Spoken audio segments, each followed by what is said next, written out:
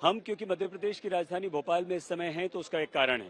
कारण ये है कि आज मध्य प्रदेश को मिलने जा रहा है अपना एक नया मुख्यमंत्री, क्योंकि बीजेपी ने प्रचंड जीत हासिल करने के बाद आज विधायक दल की बैठक बुलाई है और इसमें केंद्रीय पर्यवेक्षक पहुंच चुके हैं।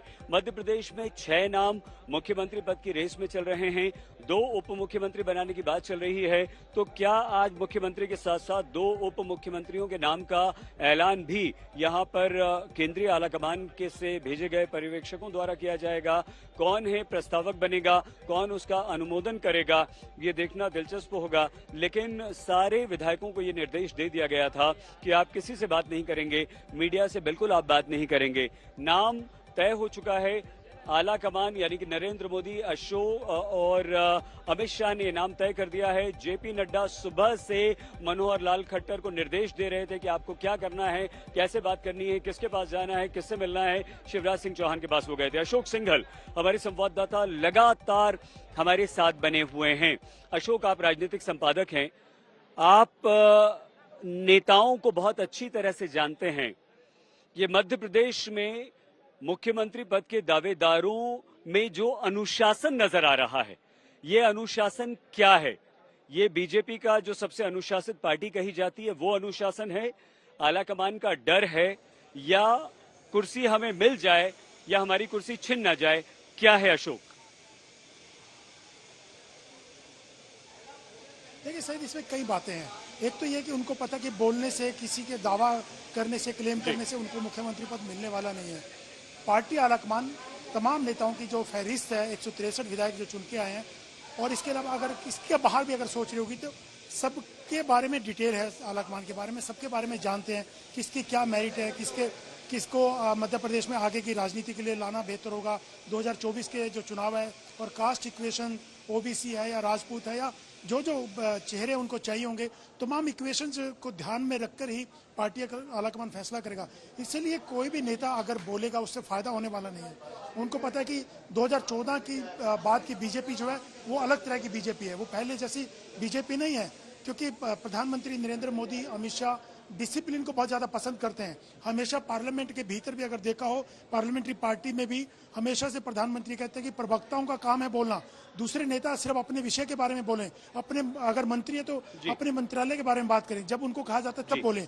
तो अब जो मुख्यमंत्री पद को लेकर के उम्मीदवारी की बात है तो उनको पता बोलने से कुछ फायदा नहीं होगा। पार्टी आलाकमान उनकी योग्यता क्या है, नफा नुकसान, उनके आगे की राजनीति, देखते हुए तमाम वैल्यूएशन करने के बाद, वैल्यूएट करने के बाद ही तय करेगा। इसलिए बोलने का फायदा नहीं है। ठीक है अशोक, हमारा अगला प्रश्न ये आपसे कि आप नरेंद्र मोदी, अमित शाह को भी बहुत अच्छी तरह से जानते पहचानते हैं और उन्हें भी आप कवर करते हैं खूब। आपके अनुभव से अभी तक दोनों के लिए गए निर्णयों के आधार पर आपको मध्य प्रदेश में किसका पलड़ा भारी लग रहा है? कौन मुख्यमंत्री बनता हुआ आपको दिखाई दे रहा है? लेकिन ये मोदी और अमित शाह की दृष्टि से बताइएगा। देखिए, मोदी अमित शाह की दृष्टि की अगर बात की जाए तो सरप्राइज एलिमेंट हमेशा देते हैं वो। चाहे आप बहुत सारी ऐसी स्टेट्स हैं जिनमें मीडिया में कुछ नाम चल रहे थे, राजनीतिक गलियारों में कुछ और चर्चा होती, लेकिन ऐसा नाम आया जो कि किसी ने सोचा नहीं था। गुजरात की आप बात कर लीजिए, हरियाणा में जब मनोहर लाल जी को बनाया गया था खट्टर को, तब किसी ने सोचा नहीं था। बहुत सारे ऐसे स्टेट्स हैं जिनमें हमेशा सरप्राइज एलिमेंट रहा, चौंकाने वाले निर्णय हुए। और मोदी अमित शाह के बारे में अगर आप देखें तो ऐसे व्यक्ति को वो बनाते हैं। एक तो फ्यूचर के बारे में विजनरी हो, फ्यूचर का सोचे, युवा हो, मतलब ज्यादा ये ना हो। और दूसरी बात यह कि लो प्रोफाइल होकर के संगठन और पार्टी में काम करता रहा और सरकार में सबको साथ लेकर के चले। तो हमेशा दोनों के बारे में अगर देखा जाए तो वो डिसिप्लिन को बहुत ज्यादा मानते हैं।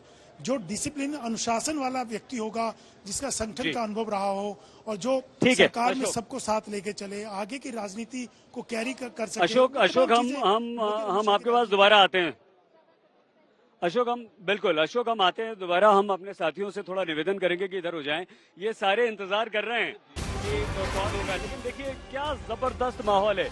थोड़ा सा माहौल हम आपको दिखा दें, क्या जबरदस्त माहौल है। और यहाँ हमें लगता है कि पहली बार ऐसा हो रहा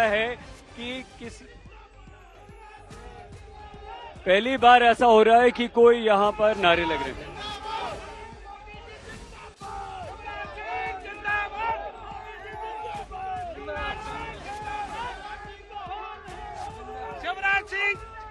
कौन मुख्यमंत्री? शिवराज सिंह चौहान बनेंगे। ऐसे लाडली बहना का आशीर्वाद जिंदाबाद।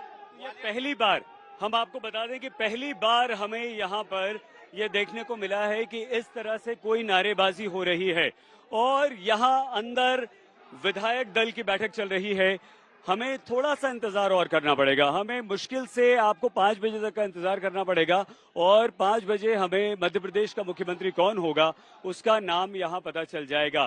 तो पहली बार ऐसा हुआ है कि यहाँ किसी के भी नाम के नारे लगे हैं, लेकिन ये जो नारा लगा है वो नरेंद्र मोदी का, नरेंद्र मोदी जिंदाबाद की गूंज मध्य प्रदेश की राजधानी भोपाल के बीजेपी दफ्तर में सुनाई दी है। और उसके बाद अगर एक कोई नाम आया है तो वो शिवराज सिंह चौहान, अन्यथा सभी जो भी मुख्यमंत्री पद के दावेदार हैं 6, वो बहुत अनुशासित हैं।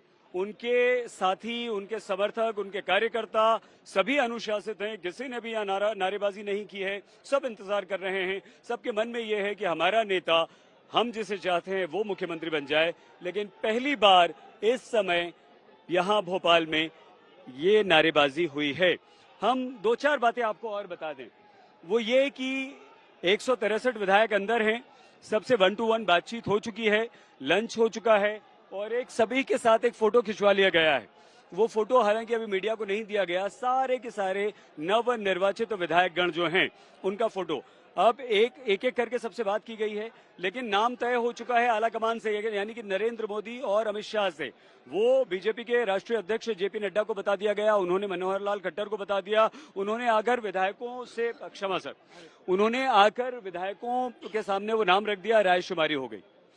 एक बार फिर से अशोक के पास लिए चलते हैं, हमारे संवाददाता अशोक सिंघल हमारे साथ हैं। तो अशोक, अब इन सारी परिस्थितियों को देखते हुए और पहली बार ये जो नारेबाजी हुई है यहाँ पर, अभी हम अनुशासन की बात कर रहे थे, बीजेपी अनुशासित पार्टी, बीजेपी का हर नेता अनुशासित, ये क्या संकेत है अशोक?